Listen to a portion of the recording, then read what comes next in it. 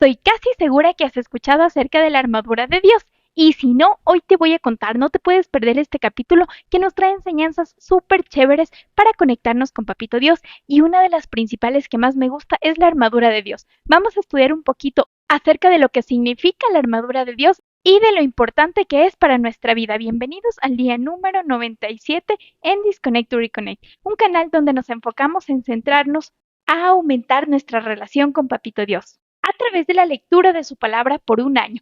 Hoy es el día número 97 y si te has perdido los días anteriores, no te preocupes que te voy a dejar en la cajita de descripción un enlace donde vas a poder ver todos los días ordenados de manera secuencial. Nunca es tarde para comenzar y conectarte con Papito Dios. Y comencemos con lo más importante que es la oración. Cierra tus ojitos. Amado Papito Dios, gracias te damos por un día más de vida.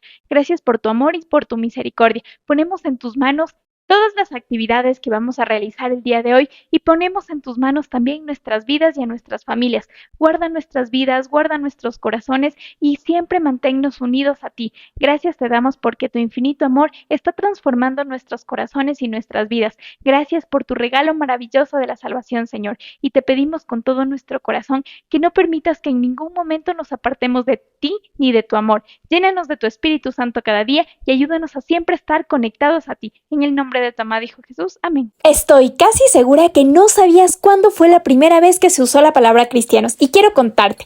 Esto se encuentra en Hechos capítulo 11 versículo 26. Y en este versículo es donde se menciona por primera vez la palabra cristianos o el término cristianos para referirse a los seguidores de Jesucristo. Antes de esto se les llamaba discípulos o nazarenos. El término cristiano se originó en la ciudad de Antioquía y se extendió gradualmente para describir a los seguidores de Jesús en todo el mundo. Como ya te he mencionado, no es importante la religión, sino la relación que tú tengas con Dios. Y ser cristiano no significa una religión, sino ser seguidor de Cristo, es decir, que Jesús sea tu ejemplo a seguir, que sigamos los pasos de Jesús. Así que ahora ya sabes cuándo fue la primera vez que se usó el término cristiano y lo más importante es que el contexto que Dios nos quiso dar es que tenemos que ser seguidores de Cristo, seguir su ejemplo no por una religión, sino por una relación. Números capítulo 24. Pero cuando Balaam se dio cuenta de que al Señor le complacía que se bendijera a Israel, no recurrió a la hechicería como otras veces, sino que volvió su rostro hacia el desierto. Cuando Balaam alzó la vista y vio a Israel acampado por tribus, el Espíritu de Dios vino sobre él. Entonces pronunció su mensaje, palabras de Balaam, hijo de Beor, palabras del varón clarividente, palabras del que oye las palabras de Dios, del que contempla la visión del Todopoderoso, del que cae en trance y tiene visiones. ¡Cuán hermosas son tus tiendas, Jacob! ¡Qué bello es tu campamento, Israel! Son como arroyos que se ensanchan, como jardines a la orilla del río, como aloes plantados por el Señor, como cedros junto a las aguas. Sus cántaros rebosan de agua, su semilla goza de agua abundante. Su rey es más grande que Agar, su reinado se engrandece. Dios los sacó de Egipto con la fuerza de un toro salvaje. Israel devora a las naciones hostiles y les parte los huesos, las atraviesa con sus flechas. Se agacha como un león, se tiende como una leona. ¿Quién se atreverá a despertarlo? Benditos sean los que te bendigan, malditos sean los que te maldigan. Entonces la ira de Balac se encendió contra Balaam y chasqueando los dedos le dijo: Te mandé llamar para que maldijeras a mis enemigos. Y estas 3 veces no has hecho sino bendecirlos. Más te vale volver a tu tierra. Prometí que te recompensaría, pero esa recompensa te la ha negado el Señor. Balaam contestó: Dije a los mensajeros que me enviaste, aun si Balac me diera su palacio lleno de oro y de plata, yo no podría hacer nada bueno ni malo, sino ajustarme al mandamiento del Señor. Lo que el Señor me ordene decir, eso diré. Ahora que vuelvo a mi pueblo, voy a advertirte en cuanto a lo que este pueblo hará con tu pueblo en el futuro. Cuarto mensaje de Balaam. Entonces Balaam pronunció su mensaje. Profecía de Balaam, hijo de Beor, palabras del varón clarividente, mensaje del que oye las palabras de Dios y conoce el pensamiento del Altísimo, del que contempla la visión del Todopoderoso, del que cae en trance y tiene visiones. Lo veo, pero no ahora. Lo contemplo, pero no de cerca. Una estrella saldrá de Jacob, un cetro surgirá en Israel, aplastará las sienes de Moab y el cráneo de todos los hijos de Seth. Edom será conquistado, Seir su enemigo será dominado, mientras que Israel hará proezas. De Jacob saldrá un conquistador y destruirá a los sobrevivientes de la ciudad.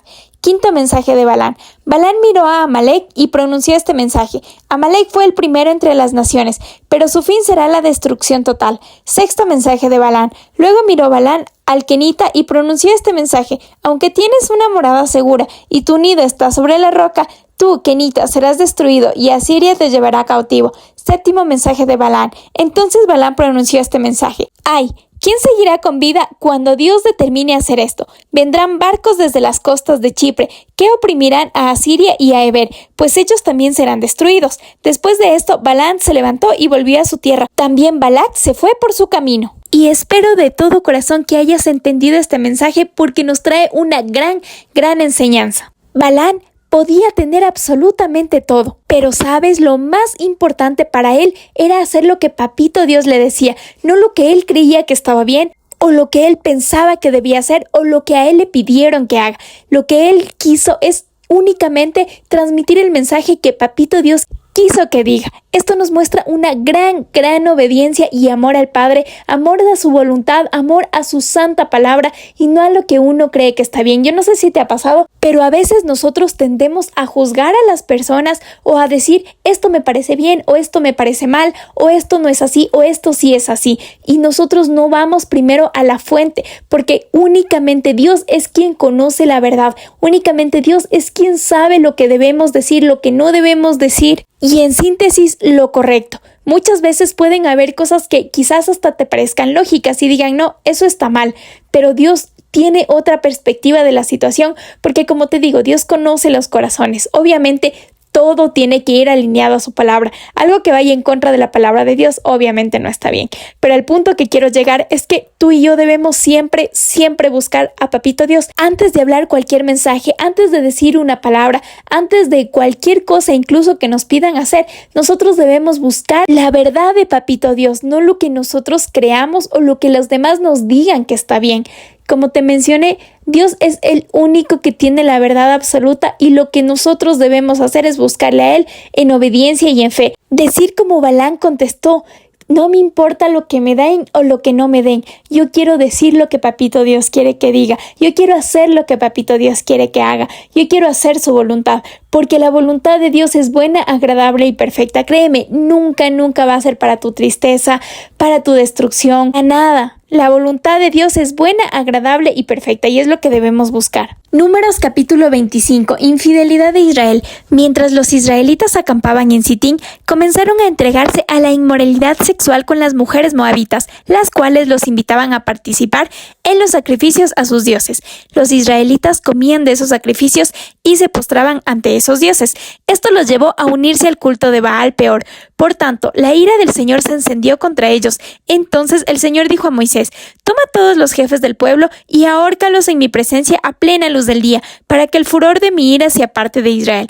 Moisés ordenó a los jueces de Israel, maten a los hombres bajo su mando que hayan rendido culto a Baal Peor. Mientras el pueblo lloraba a la entrada de la tienda de reunión, un israelita trajo a una madianita y, en presencia de Moisés y de toda la comunidad israelita, tuvo el descaro de presentársela a su familia. De esto se dio cuenta el sacerdote Finés, que era hijo de Eleazar y nieto del sacerdote Aarón. Finés abandonó la asamblea y lanza en mano, siguió al hombre, entró en su tienda y atravesó al israelita y a la mujer. De esta forma cesó la plaga que se había desatado contra los israelitas. Con todo, los que murieron a causa de la plaga fueron 24,000. El Señor dijo a Moisés, Finés, hijo de Eleazar y nieto del sacerdote Aarón, ha hecho que mi ira se aparte de los israelitas, pues ha actuado con el mismo celo que yo habría tenido por mi honor. Por eso no destruí a los israelitas con el furor de mi celo. Dile pues a Finés que yo le concedo mi pacto de paz, por medio del cual él y sus descendientes gozarán de un sacerdocio eterno, ya que defendió celosamente mi honor y presentó ofrendas para el perdón de los israelitas. El hombre que fue atravesado junto con la madianita se llamaba Simri, hijo de Salú, y era jefe de una familia de la tribu de Simeón. La madianita se llamaba Cosbi y era hija de Sur, jefe de una familia de Madián. El Señor dijo a Moisés, ataca a los madianitas y mátalos, porque ellos también los atacaron a ustedes con sus artimañas, pues en Baal Peor los sedujeron como en el caso de Cosbi, la hija del jefe madianita que fue muerta el día de la plaga en Baal Peor. Y para que entiendas un poquito este capítulo, quiero contarte quién era Baal Peor. Baal Peor, mencionado en este capítulo, es un dios adorado por los moabitas y madianitas, a quien los israelitas comienzan a adorar después de tener relaciones sexuales prohibidas con las mujeres de esas tribus. La adoración a Baal Peor causa la ira de Dios, lo que resulta en la muerte de 24,000 israelitas. Baal Peor era considerado un dios de la fertilidad y su adoración involucraba prácticas sexuales y sacrificios. La adoración a Baal Peor representa una forma de idolatría y desobediencia a los mandamientos de Dios, lo que lleva a consecuencias graves para el pueblo de Israel.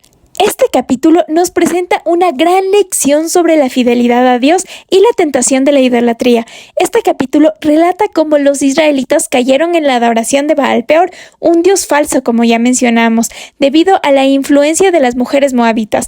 Esta desobediencia provocó la ira de Dios y trajo consecuencias devastadoras, incluida una plaga que cobró la vida de miles de israelitas. La historia de Números 25 nos enseña la importancia de mantenernos fieles a Dios, resistiendo las tentaciones de seguir a falsos dioses o desviarnos de sus mandamientos. Además, este pasaje nos muestra la gravedad de la idolatría y cómo puede llevar a la destrucción espiritual y física. Nos invita a reflexionar sobre nuestras propias acciones y decisiones, recordándonos la necesidad de mantenernos firmes en nuestra fe y obedecer los mandatos de Dios. A través de esta historia podemos aprender la importancia de la lealtad a Dios, la vigilancia contra la idolatría y la gravedad de las consecuencias de apartarnos de su camino.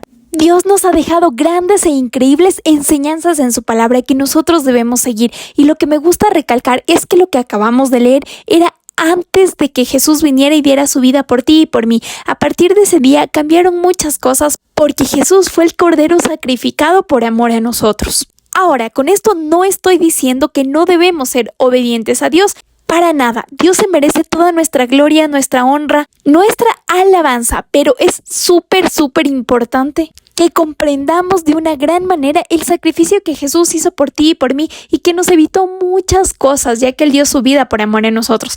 Pero también es muy importante que comprendamos que el único que se merece toda la gloria, toda la honra, toda la alabanza es Papito Dios, a quien nosotros debemos adorar es únicamente a Dios. No debemos tener ídolos que nos alejen de Papito Dios. Y como ya te he mencionado en algunas ocasiones, un ídolo no solamente es un Dios supuestamente que le rindes tributo y todo eso. Un ídolo es todo lo que te aleja de darle el primer lugar a Papito Dios. Es por eso que me gusta leer estos mensajes, para que podamos entender, porque la palabra de Dios nos dice: mi pueblo perece por falta de conocimiento. Y muchas veces he visto, incluso yo en algún momento lo hice, que daba prioridad a otras cosas o a otras personas antes que Dios, y eso es tener un ídolo, y eso es lo que no le agrada a Dios, y esto es lo que nosotros debemos alejarnos, reconocer el sacrificio de Jesús y a la vez conocer que no debemos tener ídolos ni a nada ni a nadie antes que Dios. Y no te olvides que si nosotros le tenemos a Dios en nuestro corazón en primer lugar, vamos a ser obedientes a su palabra, y como dice su palabra también, busca en primer lugar el reino de Dios y su justicia, y todo lo demás vendrá por añadidura. Proverbios capítulo 17. Más vale comer pan duro donde hay concordia que hacer banquete donde hay discordia. El siervo sabio gobernará al hijo sin vergüenza y compartirá la herencia con los otros hermanos. En el crisol se prueba la plata y en el horno se prueba el oro, pero los corazones los prueba el Señor. El malvado hace caso a los labios impíos y el mentiroso presta oído a la lengua maliciosa. El que se burla del pobre ofende a su creador. El que se alegra de la calamidad no quedará sin castigo. La corona del anciano son sus nietos, el orgullo de los hijos son sus padres. No va bien con los necios el lenguaje refinado, ni con los gobernantes la mentira. El soborno es como una piedra valiosa para quien la ofrece. Piensa que donde quiera que vaya tendrá éxito. El que perdona la ofensa cultiva el amor. El que insiste en la ofensa divide a los amigos. Penetra más un regaño en el hombre prudente que 100 latigazos en el obstinado. El revoltoso siempre anda buscando pleitos, pero se las verá con un mensajero cruel. Más vale toparse con una osa a la que le quitaron los cachorros que con un necio empecinado en su necedad. El mal nunca se apartará de la familia de aquel que devuelve mal por bien. Iniciar una pelea es romper una represa. Vale más retirarse que comenzarla. Absolver al culpable y condenar al inocente son dos cosas que el Señor aborrece. ¿De qué le sirve al necio poseer dinero? ¿Podrá adquirir sabiduría si no tiene entendimiento? En todo tiempo ama el amigo. Para ayudar en la adversidad nació el hermano. El hombre falto de juicio se compromete por otros y sale fiador de su prójimo. Al que le gusta pecar, le gusta pelear. El que abre mucho la boca busca que se la rompan. El de corazón perverso jamás prospera. El de lengua engañosa caerá en desgracia. Engendrar a un hijo necio es causa de pesar. Ser padre de un necio no es ninguna alegría. El corazón alegre es un buen remedio, pero el ánimo decaído seca los huesos.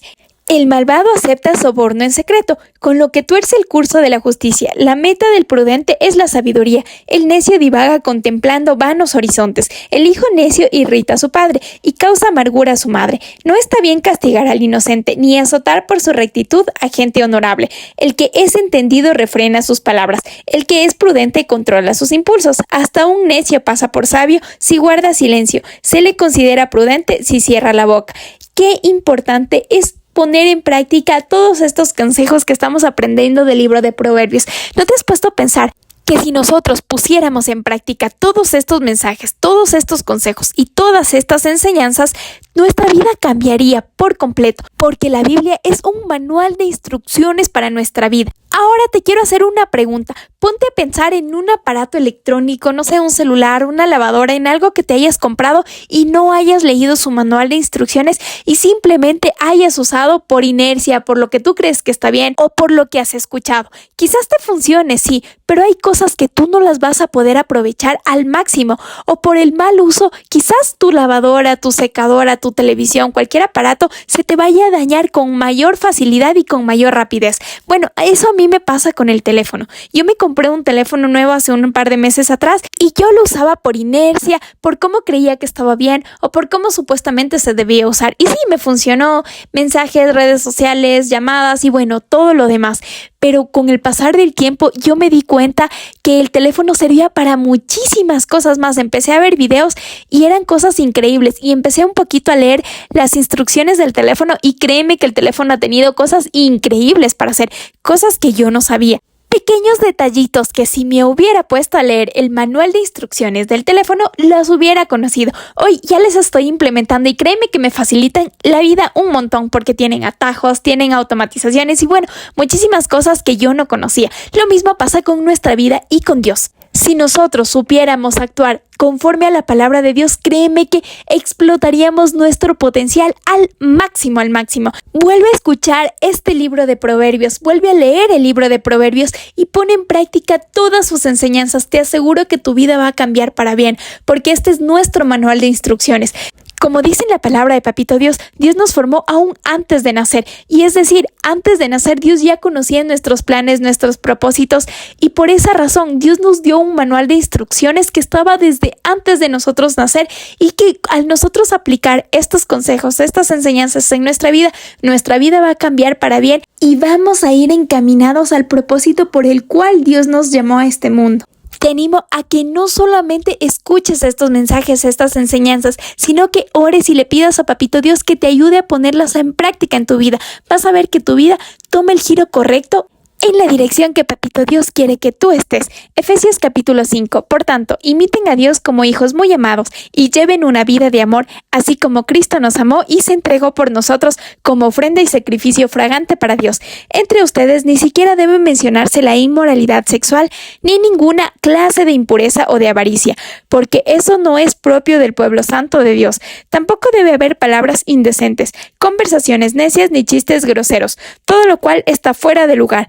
Haya más bien acción de gracias, porque pueden estar seguros de que nadie que sea inmoral o impuro o avaro, es decir, idólatra, tendrá herencia en el reino de Cristo y de Dios. Que nadie los engañe con argumentaciones vanas, porque por esto viene el castigo de Dios sobre los que viven en la desobediencia. Así que no se hagan cómplices de ellos, porque ustedes antes eran oscuridad y ahora son luz en el Señor.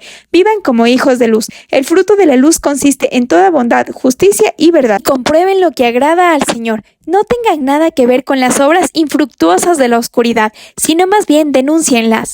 porque da vergüenza aún mencionar lo que los desobedientes hacen en secreto, pero todo lo que la luz pone al descubierto se hace visible, porque la luz es lo que hace que todo sea visible. Por eso se dice: despiértate, tú que duermes, levántate de entre los muertos y te alumbrará Cristo. Así que tengan cuidado de su manera de vivir, no vivan como necios, sino como sabios, aprovechando al máximo cada momento oportuno, porque los días son malos. Por tanto, no sean insensatos, sino entiendan cuál es la voluntad del Señor. No se emborrachen con vino que lleva al desenfreno. Al contrario, sean llenos del Espíritu. Anímense unos a otros con salmos, himnos y canciones espirituales. Canten y alaben al Señor con el corazón, dando siempre gracias a Dios el Padre por todo en el nombre de nuestro Señor Jesucristo. Deberes conyugales. Sométanse unos a otros por reverencia a Cristo. Esposas, sométanse a sus propios esposos como al Señor. Porque el esposo es cabeza de su esposa, así como Cristo es cabeza de la iglesia, la cual es su cuerpo y él su Salvador. Así como la iglesia se somete a Cristo, también las esposas deben someterse a sus esposos en todo. Esposos, amen a sus esposas, así como Cristo amó a la iglesia y se entregó por ella, para hacerla santa. Él la purificó, lavándola con agua mediante la palabra, para presentársela a sí mismo como una iglesia radiante, sin mancha ni arruga, ni ninguna otra imperfección, sino santa e intachable. Asimismo, el esposo debe amar a su esposa como a su propio cuerpo. El que ama a su esposa se ama a sí mismo, pues nadie ha odiado jamás a su propio cuerpo. Al contrario, lo alimenta y lo cuida, así como Cristo hace con la iglesia, porque somos miembros de su cuerpo. Por eso dejará el hombre a su padre y a su madre, se unirá a su mujer y los dos llegarán a ser uno solo. Esto es un misterio profundo. Yo me refiero a Cristo y a la iglesia. En todo caso, cada uno de ustedes ame también a su esposa como a sí mismo y que la esposa respete a su esposo. Y aquí pudimos leer más consejos y enseñanzas que debemos poner en práctica. Analicemos un poquito este capítulo. En la Biblia, este capítulo ofrece importantes enseñanzas sobre cómo vivir una vida piadosa y agradable a Papito Dios. El apóstol Pablo aconseja a los creyentes a imitar a Dios y a vivir en amor, ya que Dios es amor y nos ha amado tanto que nos ha dado a su Hijo Jesucristo como rescate. Pablo también advierte contra la ira, la cólera, la malicia, la blasfemia, las palabras feas y toda clase de maldad, y en su lugar anima a todas las personas que los estaban escuchando y a los que iban a leer esta palabra a que debemos practicar la bondad, la dulzura y la humildad. Además, también nos motiva a perdonar tal como Dios nos ha perdonado a nosotros. La sumisión mutua entre esposos es otro tema importante en este capítulo. Los esposos deben amar a sus esposas como Cristo amó a la iglesia, dando su vida por ellas, y las esposas deben someterse a sus esposos como a Cristo. Por último, Pablo les recuerda a los creyentes que no deben adorar a los ídolos, ya que hay un solo Dios y Padre de todos, quien está sobre todos y por todos y a través de todos. Todos también tenemos un solo Señor Jesucristo, a través del cual todo existe y por quien todo existe. En resumen, este capítulo nos enseña a imitar a Dios en amor, a vivir en bondad, en dulzura, en humildad y a perdonar a los demás, a practicar la sumisión mutua en el matrimonio y adorar solo a Dios. Y de todo lo que hemos hablado, es muy importante recalcar aquí el amor y el perdón. ¿No te has puesto a pensar que tantas veces y todos los días y a cada momento quizás nosotros estamos haciendo cosas, incluso pensando cosas que no le agradan a Papito Dios? Y sabes, aún Él así nos perdona, aún Él así, sabiendo que nosotros íbamos a pecar, nos perdonó al dar a su único Hijo por amor a nosotros. Y tanto tú como yo nos hacen algo chiquito o algo que quizás sí nos afectó, nos dolió. No digo que no tengamos o no tengas la razón, pero no estamos perdonando. ¿No te has puesto a pensar que esto le desagrada a Dios? Porque todos los días Él nos perdona, ¿y por qué nosotros no podemos perdonar? Y aquí viene el amor, porque me puedes decir: Daniela, pero es que para mí es difícil perdonar. Por eso pídele a Dios que te llene de su amor y que con su amor puedas perdonar a esa persona que te ha hecho daño. Mucho más si es una relación importante para ti, como un esposo, una esposa, unos padres, unos hijos. Sin importar la persona en la que tú todavía no le has perdonado, pon en las manos de Dios eso y pídele a Dios que con su infinito amor te llene a ti de su amor y tú puedas perdonar, porque una de las cosas que a Dios más le desagrada es la falta de perdón. Deja a un lado el orgullo, el resentimiento, la ira, el enojo, la falta de perdón, y créeme que con la ayuda de Dios y su infinito amor, tu vida va a poder ser transformada y tú vas a poder dar ese perdón que te está costando, y sobre todo vas a poder sanar tu corazón y vas a poder ser más agradable a los ojos de Papito Dios al cumplir lo que Él quiere que tú hagas. Efesios capítulo 6, deberes filiales. Hijos, obedezcan en el Señor a sus padres, porque esto es justo. Honra a tu padre y a tu madre, que es el primer mandamiento con promesa, para que te vaya bien y disfrutes de una larga vida en la tierra. Y ustedes, padres, no hagan enojar a sus hijos, sino críenlos según la disciplina e instrucción del Señor.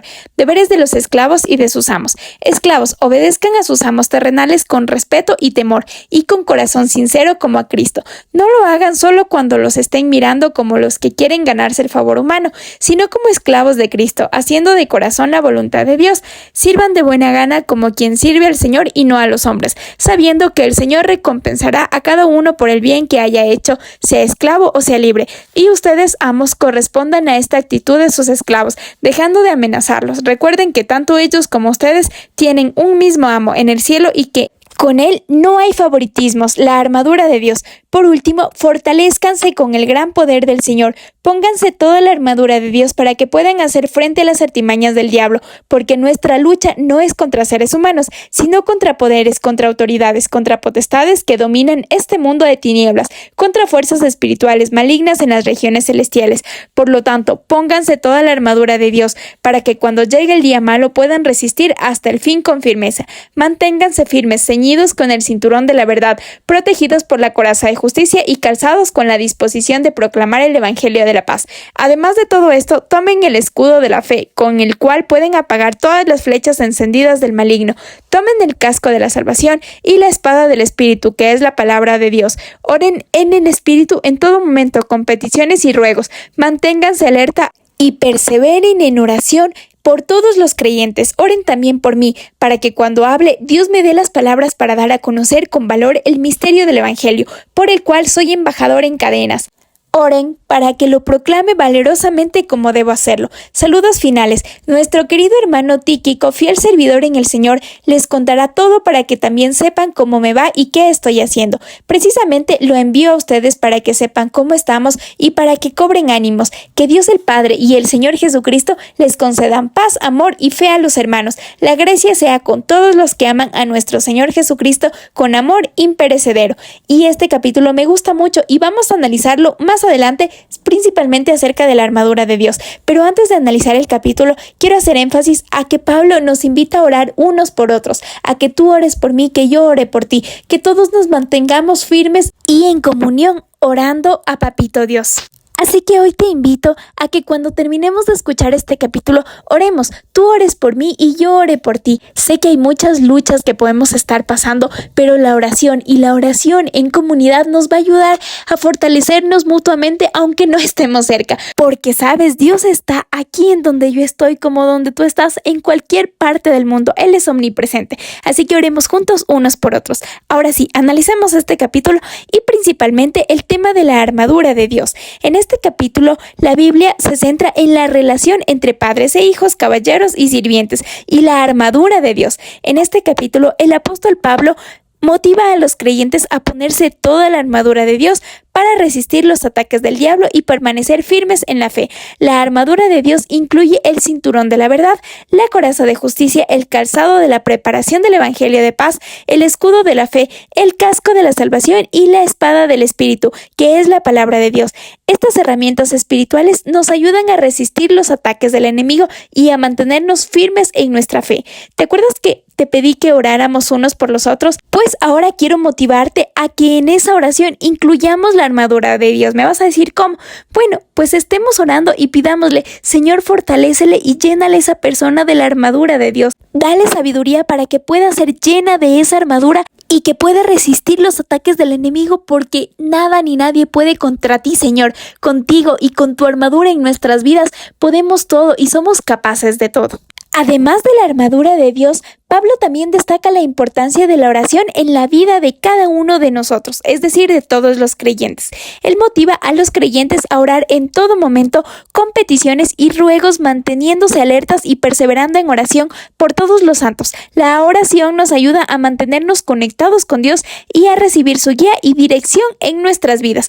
También pudimos leer a que nos decía que nosotros debemos orar en el Espíritu, y por ello días atrás yo te comenté que debemos hacer parte de nosotros, nuestro mejor amigo, tener en nuestra vida diaria al Espíritu Santo. En resumen, este capítulo nos enseña a ponernos toda la armadura de Dios, a orar en todo momento y a mantenernos firmes en nuestra fe. Al hacer esto podremos resistir a los ataques del enemigo y vivir una vida agradable a Papito Dios, que es lo que nosotros debemos buscar diariamente. Hemos finalizado el día 97 y estoy muy feliz de poder compartir contigo estos mensajes. Sobre todo, oro por tu vida, aunque no te conozca, para que Dios sea transformando tu corazón y llenándote de su infinito amor, que te motive a compartir este mensaje a más personas que puedan estar necesitando. Y necesitamos, como ya te mencioné, expandir el mensaje del reino de Dios, hacer viral su mensaje, hacer viral el nombre de Jesús. Si cosas que no tienen sentido están haciéndose viral hoy en la actualidad, ¿por qué Dios y su mensaje no se hace viral? Y esto lo podemos lograr compartiendo su mensaje y obviamente siempre buscando a Dios en primer lugar para que nos dé la sabiduría necesaria y las estrategias necesarias para compartir su mensaje. Te mando un fuerte abrazo, Dios te bendiga muchísimo. Nos vemos el día de mañana con grandes mensajes. Chau, chau.